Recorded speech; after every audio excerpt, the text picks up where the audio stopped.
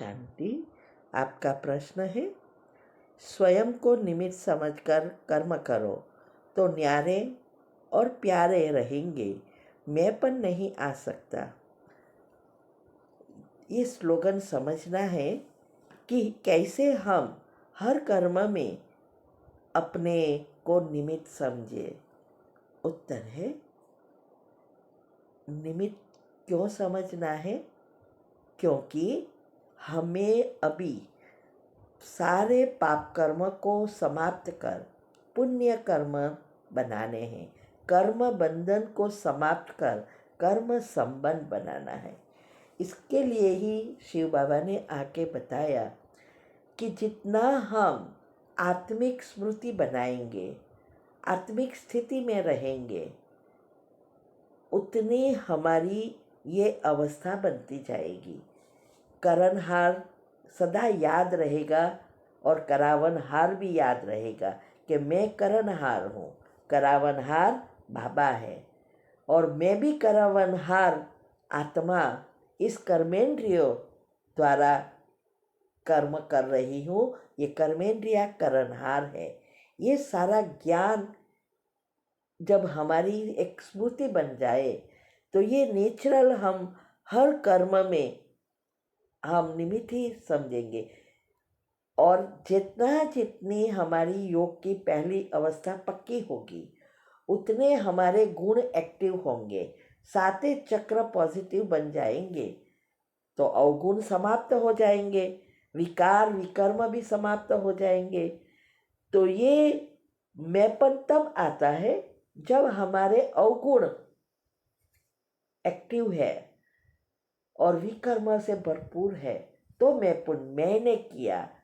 अभी बाबा ने कहा ये मैंने किया नहीं, मैं आत्मा जब समझेंगे तो आत्मा की स्मृति से सदा याद रहेगा और हम कर्म बंधन से न्यारे और सबके प्यारे रहेंगे। क्योंकि हमारे गुण एक्टिव होते हैं तो सबके साथ अच्छा ही व्यवहार करेंगे हम। इसीलिए कर्म की गति, ड्रामा का ज्ञान और अवस्था बहुत बहुत आवश्यक है। तो जितने हम आत्मिक स्मृति बनाएंगे उतना ज्ञान स्वरूप बनते जाएंगे। तो हमारी ये नेचुरल स्थिति होगी कि कोई भी कर्म करे तुरंत हमें अंदर स्मृति रहेगी कि मैं तो निमित्त हूँ, करावनहार बाबा है। ठीक है। ओम शांति। का प्रश्न है, मैं एक कुमार हूँ। मैंने आपसे पहले भी प्रश्न किया था, जॉब करूँ या बिजनेस करूँ, लेकिन अभी तक मैं कंफ्यूज रहता हूँ। नौकरी में भी कमी और बिजनेस में भी कमी दिखाई देती है। इसीलिए मैं योग का प्रयोग करूँ, कोई मेडिटेशन कमेंट्री बना के कि मैं जो भी काम कर रहा हूँ उसमें खुश हूँ, मैं ज्ञान योग में आगे बढ़ रहा हूँ, ऐसा बोलूँ तो सही है? इसमें मैं चित्र किस काम का बताऊँ? इसमें थोड़ा समझाइए कि कैसे कमेंट्री बनाए। उत्तर है, देखो अभी मैंने सेमिनार की वीडियो रखी है। एक है स्ट्रेस फ्री रहकर कैसे जॉब में प्रगति करे या बिजनेस में प्रगति करे। उसमें भी मैंने विधि बताई है। जो चाहोगे वो पाओगे, उस वीडियो में भी मैंने विधि बताई है। सबकॉन्शियस माइंड के नियम अनुसार कई सारी कमेंट्री जॉब की वगैरह रखी है। अभी आपको खुद को कमेंट्री बनाना पड़ेगा और वो विधि अपनाओ कि भाई कैसे उसको करना है। लेकिन उसके पहले आपको खुद को पहले डिसाइड करना है कि आपको क्या चाहिए। दो काम साथ नहीं कर सकते। ये कमी दिखाई देना अर्थात अभी भी आपके मन में असंतुष्टता है। जब तक संतुष्टता नहीं आएगी तब तक ये कन्फ्यूज़न रहेगा। तो पहले जो भी आप कर रहे हो उसमें संतुष्टता लानी है तो लक्ष्य क्रिएट करो कि अगर आपको इसमें ज्ञान योग में आगे बढ़ना है तो फिर पैसे की कमी आनी ही नहीं चाहिए। क्यों कमी दिखाई दे रही है? क्योंकि आपका सिर्फ जीवन चले और बाबा की सेवा हो और ज्ञान में आगे बढ़ो, यही लक्ष्य होना चाहिए। तो फिर अगर आपको कमी लगती है इसका मतलब आपके अंदर लोभ वृत्ति है। तो इसीलिए पहले खुद डिसाइड करो कि आपके जीवन में क्या क्या चाहिए, क्या करना है, और उस अनुसार जो मैंने विधि बताई है उस अनुसार एक लिस्ट बनाओ। और फिर सुबह में 5 मिनट की कमेंट्री के बाद एक लाइन में पहले जो भी आपने कमेंट्री बनाई उसका सारांश, जैसे आपको जॉब चाहिए तो जॉब और ये ज्ञान योग में आगे बढ़ रहे हैं।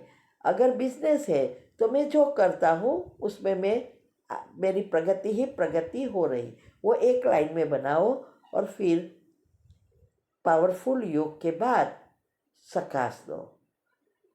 तो विज़न बनाने के लिए आपको पहले लक्ष्य फिक्स करना ही पड़ेगा, वरना सबकॉन्शियस माइंड को कंफ्यूज कर देंगे। ओम शांति। ओम शांति। आपका प्रश्न है, मैं 8 साल से ज्ञान में हूँ, लेकिन रिश्तों की वजह से, लौकिक घर वालों की वजह से बहुत ज़्यादा परेशान रहती हूँ।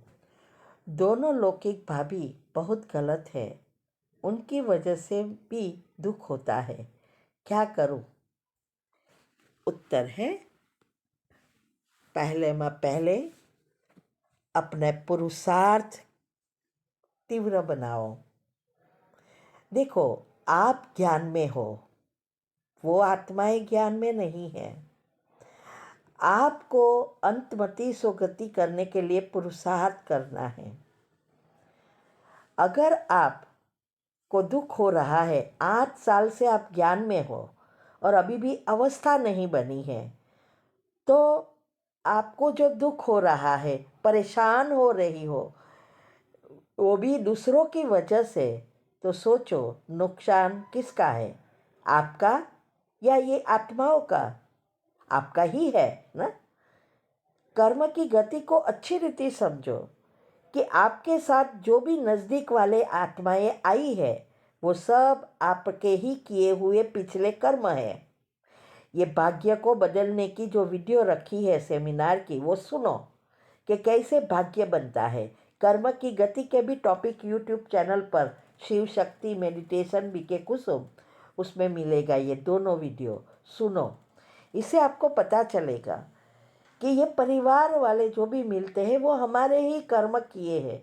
उस आत्माओं का कोई दोष नहीं है, और वो कर्म थोड़े होते हैं, लेकिन जो हम पकड़ के रखते हैं वही बातें सोचते रहते हैं, तो एक उसका बदले कितना गुना बढ़ा देते हैं, क्योंकि वही एनर्जी हम अपने सूक्ष्म कर्म शरीर से खींचते रहते हैं, तो नर्क बना देते हैं।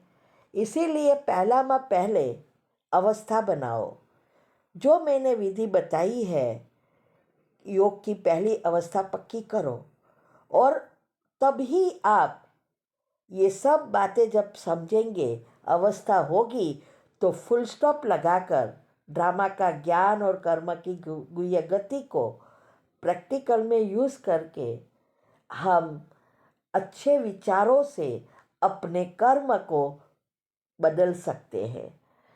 जो आपका कर्म बंधन है उसको समाप्त कर अच्छे संबंधों में परिवर्तन करना, यही तो पुरुषार्थ है। इसीलिए अगर आप ऐसे दुखी होंगे तो आपको ही नुकसान है और किसी को नहीं है। वो पाप नहीं बना रहे हैं, आप कितना गुना पाप कर्म बना रहे हो।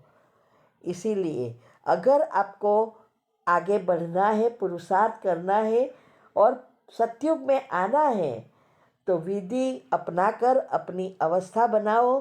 कौन क्या करता है उससे आपका कोई लेना देना नहीं है। हर एक के अपने कर्म। और हम मूर्खता वही करते हैं, गलती किसी की और मन में हम रखते हैं, दुख हम भोगते हैं, बीमार हम होते हैं, प्रॉब्लम हम बढ़ाते हैं।